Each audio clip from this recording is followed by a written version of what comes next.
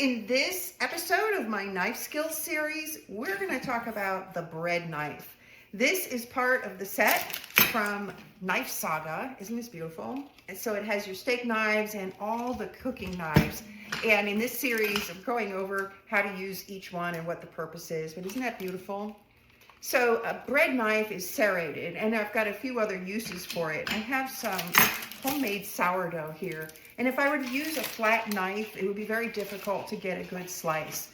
But with a bread knife, you use a slicing motion. So when we were cutting vegetables with the French knife, we were chopping in a downward motion, but to cut bread, we're going to slice through. So let's go ahead and get that started. And you see how easy this is to do.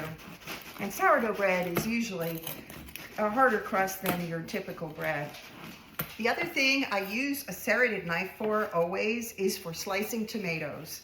It's just so much easier to slice a tomato with this type of knife, and they always come out perfectly. So remember, your serrated knife is for bread and soft items like a tomato.